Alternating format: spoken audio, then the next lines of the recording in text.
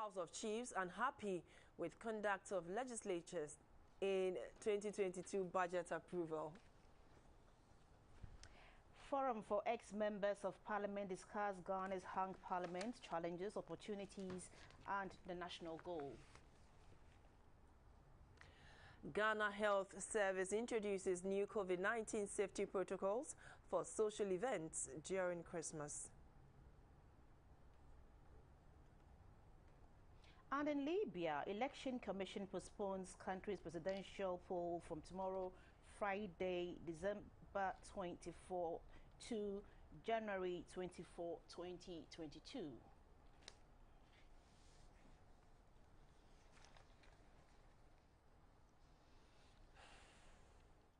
This is News Hour coming to you live on GBC News. Good evening. I'm Soko Kakucha. Welcome to the news. Good evening. I am Shirley and Jonathan Intim Dako translated the news into sign language. The National House of Chiefs is unhappy about the brawl in Parliament and matters arising after the presentation of the 2022 budget statement and economic policy. The House has therefore urged members on both sides of Parliament to resort to dialogue and engagement to arrive at a consensus. At the end of year meeting of the House at Kumasi, the Ashanti Regional Capital, the President of the National House of Chiefs, Ojiahoya Ojebi, noted that the equal numerical strength in the 8th Parliament is an indication that Ghanaians want the legislators to work in harmony. Members of the National House of Chiefs were educated on the activities of the Public Interest and Accountability Committee, PIAC, and the Ghana National Petroleum Corporation, GNPC. Areas covered by the PIAC included the efficient and productive utilization of mineral resources, lack of permanent plan on national development, and the need for proper rendering of accounts by government, as well as state institutions that are directly beneficiaries of mineral resources. The GNPC on its part briefed the House on its intention to bring on stream the Voltarian Basin onshore oil, which feasibility studies started in 1962. The chairman of PIAC, Professor Kwame Adom-Frimpong, was unhappy that a high percentage of funding for the free senior high school education is from the oil revenue. He stressed the need for alternative sources in the event of depletion of the mineral resources. Free SHS, I think almost 50% is coming from petroleum revenue. And we are proposing that the policy, as you are aware, is very good. But you should not rely more on these sources only. You should find alternative source so that in case nobody knows, something happens and petroleum revenue goes down, we can get allow the free SHS to sustain. The General Manager in charge of sustainability at the GNPC Foundation, Dr. Kwame Banuakon, explains that the projects undertaken by the GNPC is demand-driven. He announced that soon Ghana will start producing oil from the Volta Basin. When you leave the oil companies to control everything, including procurement and everything, that is where most of the money is taken out of the country. And GNPC feels that by buying further stakes in some of these companies, we are taking a cue from Petronas in Malaysia. What they have done is that they save some money for some time and then use that money to buy out the foreign companies so that they now control the oil industry in their country. The president of the National House of Chiefs, Ojiahoya Ojebi, said never should the legislature be turned into a boxing arena. It is just unfortunate that in recent times our parliamentarians decide to exchange blows on the floor of the House. This thing does not affect only the parliamentarians, but it affects Nananum and the good people of this country. So we are appealing to them to exercise restraint and make sure, because we believe they are all responsible people, and that is why we call them honorables. The Omahini of Drobo traditional area, Okochiredom Sechi Akon, expressed satisfaction with the work on the two institutions and hoped they will continue to deliver on their mandates. I was very much impressed when I heard from the presentation that they have two different segments dealing with future funds, restoring what the future generation will lose presently, so that in future they can fall on it. And the arrangement was so good. And I also saw that they have the stabilization fund, so that in case any disaster occurs and they are not getting enough oil to support the Ghana's economy, they will fall on the stabilization fund to fund the economy.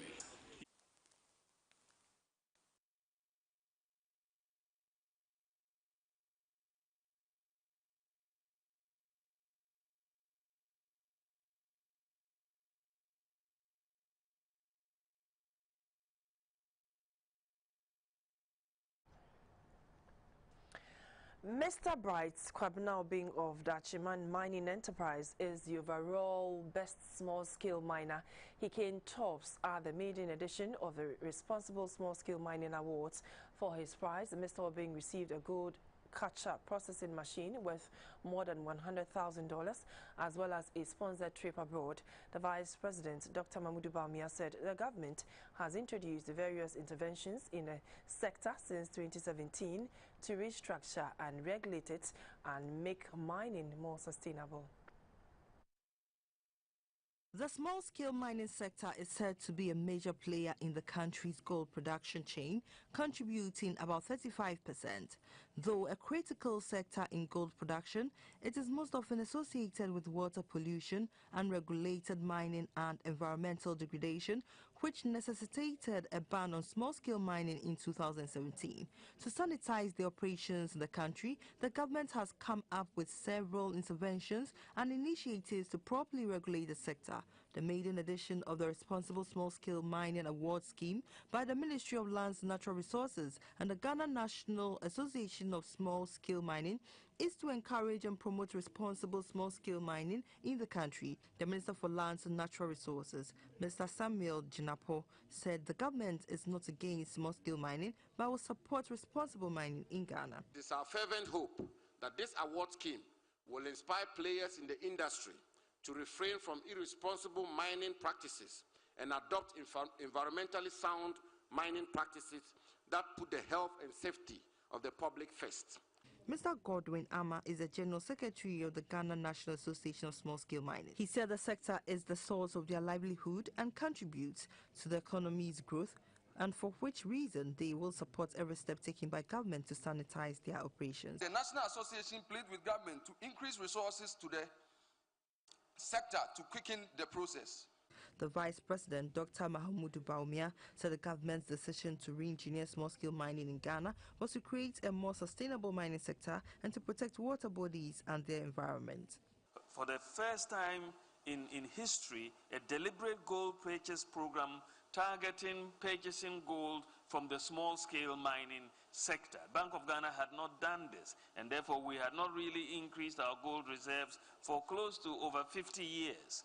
And so this is going to be a boost to the small-scale mining sector as the Bank of Ghana comes in to buy some of your output to build the country's gold reserves. 4 individuals won prizes in the maiden edition of the Responsible Small-Scale Mining Awards. In the media category, Omahini Kwabena Asante of Adum TV won the Special Media Award for his contribution to the fight against illegal mining. The Best District Officer Award went to Clement Ajomahi. The most promising small-scale miner was Mr. Bright Kwabena Obing. Mr. Bright Obing and his Dachiman Mining Enterprise took home the overall Best Miner prize. He received a gold culture processing machine worth more than $100,000 and a sponsored trip to abroad. The Ghana Health Service GHS, in a bid to prevent a fourth wave of COVID-19, has revised the existing safety protocols for social events during the festive season. The service says it wants event organizers to include health officials in the planning stages. In an interview, the Director of Public Health at the Ghana Health Service, Dr. Franklin Asiedu-Bequin, explained that this is to ensure that there is strict compliance with the safety protocols. He stressed that the number of people allowed for indoor events must not go beyond 25% of the capacity of that facility to ensure social distancing. Since the Omicron strain of COVID-19 was detected in the country, the Ghana Health Service has issued several directives to ensure the country limits the importation of the virus during the Christmas season. Already, Ghana has recorded 30 Omicron cases at the Kotoka International Airport, according to information from the Noguchi Memorial Institute for Medical Research. Regarding community spread, the Ghana Health Service says the Ashanti, Greater Accra and Volta regions are dominating. In an effort to prevent a fourth wave during the festive season, the GHS has revised the existing safety protocols. The rule is that the distance between two persons should be 2 meters. And as I said, it's in the document. So we work together with the event organizers, and they know that if you breach some of these protocols, it's going to affect the general program for the ESMA.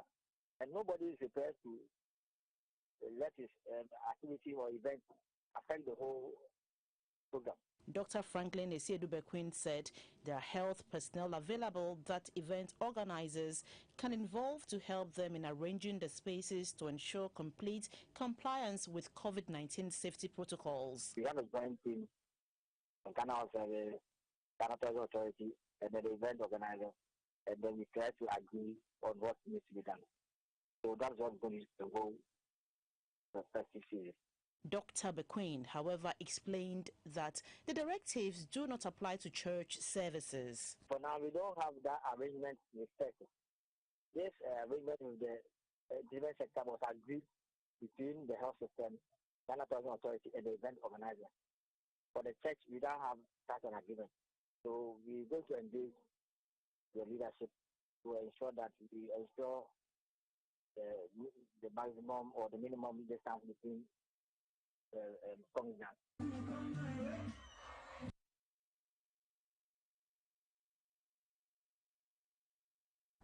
Ghana's rent control law states that landlords who demand more than 6 months advance payment from their tenants before renting out their property are liable to a 2-year jail term. In an interview with GBC News, the Public Relations Officer of the Rent Control Department, Mr. Emmanuel Posu, said tenancy agreements must take into account the fundamental human right of tenants. Currently has a housing deficit of 2 million units, with landlords at the supply end and tenants at the demand end, coupled with the inability of the state to provide real affordable housing for the citizens. Landlords have become powerful, dictating the terms of the rental agreement, regardless of the limits in the Ghana Rent Act. The government has tried to intervene and control the upper hand of landlords by proposing an amendment to the Ghana Rent Act 2020, which was passed in 1963. Among the reforms, property owners will face the full rigors of the law for failing to comply with the provisions in the rent law. Putting a human face to it, the Rent Control Department since October this year gave landlords a 3-month grace period to stop taking more than 6 months rent advance from tenants. In an interview with GBC News, the Public Relations Officer of the Rent Control Department, Mr. Emmanuel Posu, said before a landlord puts together a tenancy agreement, sections in the Rent Act must be considered to prevent one from coming out with a fictitious tenancy agreement that infringes on the rights of the tenant. Mr. Posu further says the amendment has empowered the rent officer to send inspectors around to educate both tenants and landlords concerning their rights and responsibilities. There are powers that the Act has given police and other law enforcement agents.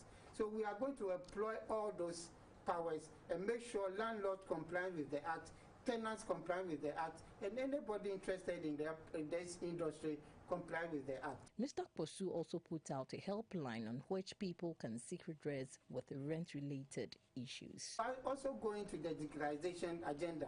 Next year, we'll have a very massive progress. But notwithstanding, our Facebook is very active. We have a hotline, which is 027-0121-888. It's a hotline that people call. This number I've given you, if you feel somebody is going contrary to the Act, if you feel somebody is twisting the law to suit somebody, just call this number. It will reach to management, and management to act accordingly. Mr. Posu assured that the Rent Act will not allow property owners to exploit tenants to recoup their investments. Management of the Ho Technical University in the Volta region has established a research and innovative fund to improve on the quality of research. Members of the university's faculty can access up to 100,000 Ghana cedis annually from the fund, which has a seed capital of 500,000 Ghana cedis. The initiative is in line with the university's strategic plan to be one of the top-notch research tertiary institutions in Africa. The HTU Research Fund includes providing opportunities for the faculty to conduct innovative research to solve societal problems. It is also aimed at improving the university's research output. Eligible applicants can apply for a minimum of 2,500 to 10,000 Ghana cedis per research proposal to support their project. The university's acting director of external funds office, Dr. Jennifer Adalite, said that effective and efficient systems have been put in place to ensure that applicants access the funds without stress. Two focus, the eligible applicants and as well as the administering officer. So we want to ensure that there is that conveniency for all applicants. So we came up with certain key objectives. First of all, which is to increase the efficiency of the processes, the application and the review, especially when it comes to paper-based applications. And thirdly, to ensure that the process is easy. The Vice Chancellor of the Ho Technical University, Professor Ben Kwashi Hunyenuga, who launched the fund, pledged the institution's resolve to enhance the capacity of the faculty to undertake compelling research and publications. He urged members to utilize the fund in their professional pursuits. I therefore urge faculty and all eligible applicants to make good use of this opportunity to enhance their scholarly and professional pursuits as we seek to improve our research output and impact as a reputable technical university. A digitized platform has been opened for submission of applications electronically. The majority group in Parliament has questioned why the Speaker left the chamber without any notification to the leadership of the House during last Monday's sitting, which it described as very crucial. During a media engagement on Thursday, the majority leader, Mr. Oseche Minsabunsu, explained the genesis of happenings in the House during the past days, asking Ghanaians to disregard misinformation that the majority were not ready because they did not have the numbers to win votes during proceedings. He was, however, hopeful that the seeming confusion about the 2022 budget will be resolved before the House reconvenes on January 18, 2022. Where from this misinformation that the majority leader passed some information to the Speaker for the Speaker to leave. The Speaker himself had indicated that he was coming back. The question is, why did he leave without any further communication to the First Deputy Speaker or the Second Deputy Speaker, or even me, as the leader of the House? The second day, when we adjourned to 9 o'clock, I called him. He couldn't pick for whatever reason. And because of what had happened the previous day, and given what colleagues in the NDC were saying, that what was going to happen on Tuesday was going to be worse, the leadership, myself, Haruna, Muntaka, my chief whip, Afenyo, and the others, we came together and said, given where we are, we need to have the First Deputy Speaker to preside for us to take an adjournment and then hope and pray that between the day of adjournment and the day of reconvening, which we suggested possibly 18th of January, it will be a long enough time for us to put our heads together, brainstorm, to find common ground, such that when we come back on the 18th, cool heads will prevail in order for us to be able to transact business. The spin out there that Chairman Zabuz was not in Parliament on Tuesday is palpable on truth. That we didn't have the numbers, that is why we kept waiting. Again, another untruth. And I have indicated to you that the Finance Committee, it was that was holding us down.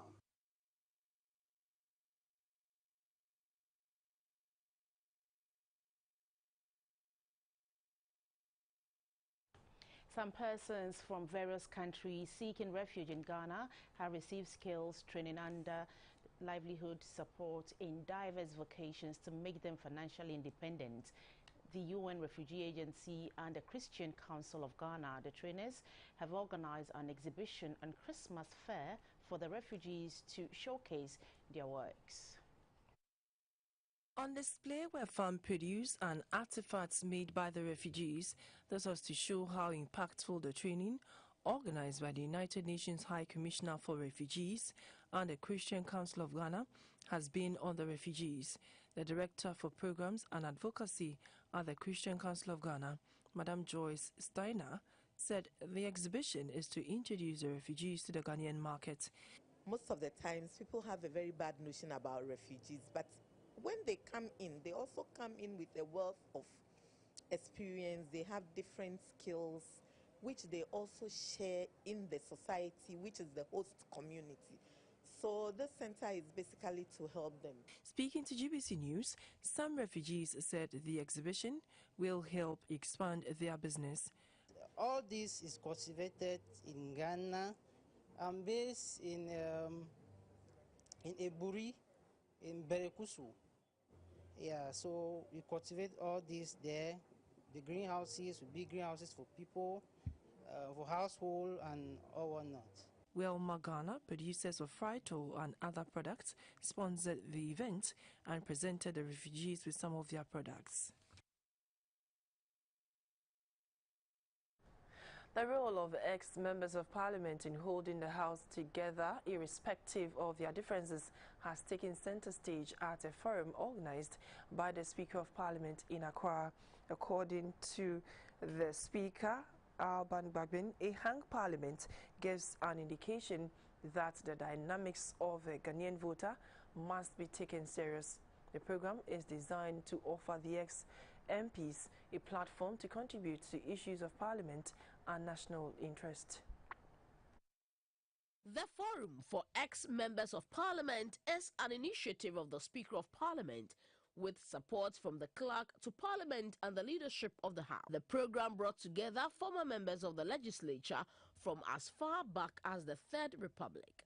Discussions focused on the theme, Ghana's hung parliament, challenges, opportunities and the national goal, which comes in the wake of recent happenings in Parliament. The Clerk to Parliament, Mr. Cyril Insia, called for reflection on the role former members could play in the affairs of the House to entrench the country's democracy. The design of the 1992 Constitution of Ghana made provision for a unicameral parliament. It did not provide an arrangement which would have enabled experienced and knowledgeable former honorable members to make direct inputs into the governance process of the country. It is my hope that the forum will grow into a formidable force that will contribute significantly to the development of Ghana's emerging democracy. A former MP for Bolgatanga and the president of the Forum for Ex-Members of Parliament, Mr. David Apasera, outlined some challenges, especially those on pension, former members of parliament are grappling with. The Constitution did not categorically mention pension for former MPs. It meant the Constitution didn't approve of it. There some of us beg to differ because the Constitution has made provisions for matters not specifically provided for by the Constitution. The Speaker of Parliament, Mr. Alban Bagbe, concluded that having a consensus is very important in a hung parliament. So you realized that in the 2020 elections, there was a change. And then decided, no, this kind of overwhelming majority, we no longer will support it. We no longer will allow Parliament to continue to be a rubber stamp of the executive. And so they voted from what we have. So the turbulence you are experiencing now is the attempt to make a change. Now they say I refuse to preside. And that is why some members were not in the House. I'm not a chief whip of any party. I'm not entitled to bring members to the House. That's not my duty. I'm to preside and apply the rules. And I've applied them fairly, according to my understanding, through literature, through experience. There were submissions by a senior lecturer from the Political Science Department of the University of Ghana, Dr. Ali Duseidu, and the Executive Director of IDEC, Mr. Emmanuel Akwete, on Ghana's hung parliament. Watching News Hour live on GBC News, your news and governance channel. We are back with more news. Please stay with us.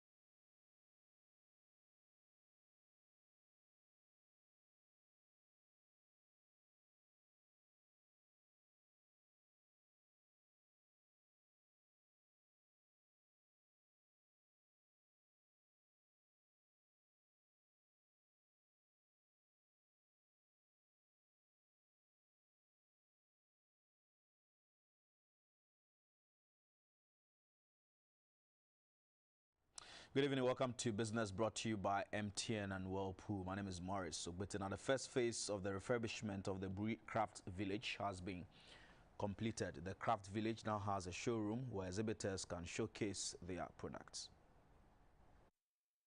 The Ebri Crafts Village has been set up as a one-stop shop for all handicrafts products to serve as a ready market and source of handicrafts for exporters and tourists who visit the eastern region and Ghana at large. The Crafts Village, which started on a small note from a house, was known as the Antique Village over 3 decades ago. The village has now transitioned to a preferred destination of authentic artifacts in the country and now known as the Ebri Craft Center. At the opening of the showroom and art exhibition at the village, the Ebrihini Otubuokwe Sijan lauded the efforts of government in projecting Ebri through arts and crafts. The president of the Ebri Crafts Village, Nana Krobi Asante, said the village needs modern machinery to produce to meet the standards of the international market.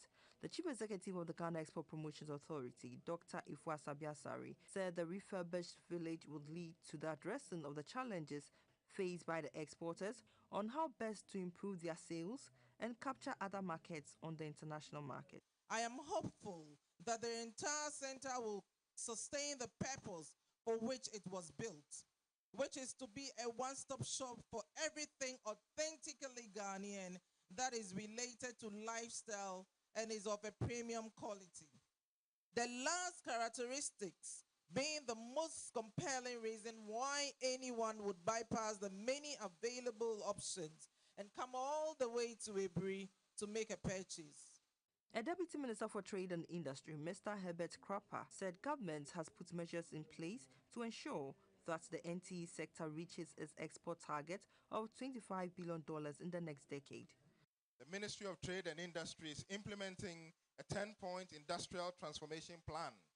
They include the National Industrial Revitalization Program, the One District, One Factory Program, which I think Ebri and surrounding environs can boast of quite a number. The Strategic Anchor Industries, the One Region, One Park, SME and Entrepreneur Development, the National Export Development Strategy, enhancing retail infrastructure, business regulatory reforms, industrial subcontracting exchange, and improving public-private sector dialogue.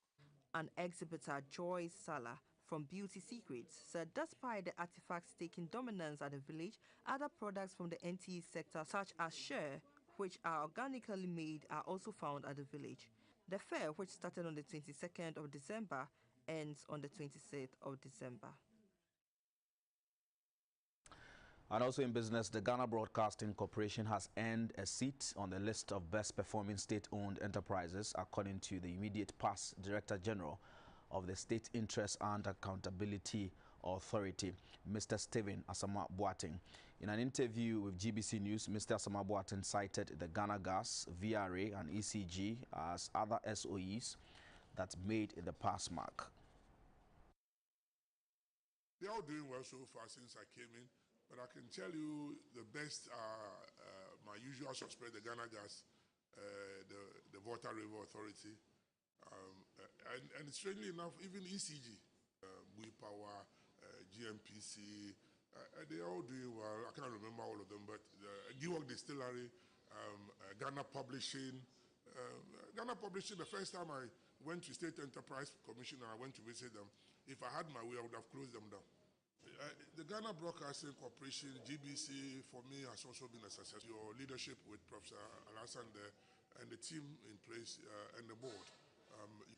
Now you're able to fund your own activities sometimes, but the state must also step in. I mean, if you're doing the freebies for us, we must as well cover the basics for you. But you've done well, and you are one of the success stories. But there's room for improvement. Well, it's not worse, but it's a problem spot, which is Temawa Refinery. It's not worse. It's because there's an inherent structural problem. One is by the human beings themselves. The personnel must set up.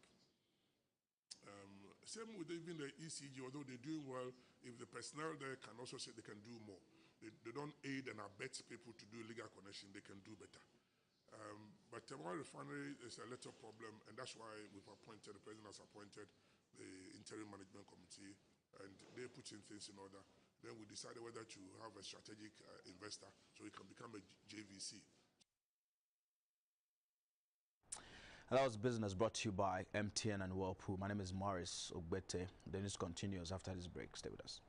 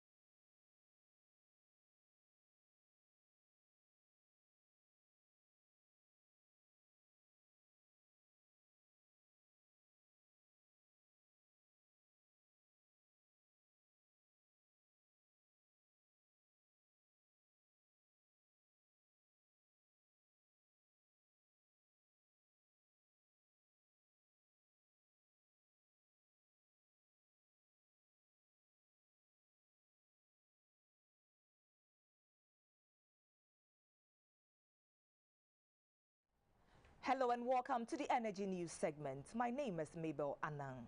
Government has taken over ownership of the Ameri power plant after the expiration of ownership by the Dubai-based firm Ameri. Government exercised the right to take over the plant after it was offered by the Dubai-based firm. A ceremony was held at the Energy Ministry in Accra to finalize the takeover deal. October 2015 brought the power plant to Ghana to help deal with the power crisis the country was facing at that time. The deal cost government about $510 million on a build, own and operate transfer basis. As government exercised the right to take over, it is therefore unclear if government will appoint another independent operator to manage it or hand it over to the Volta River Authority VRA.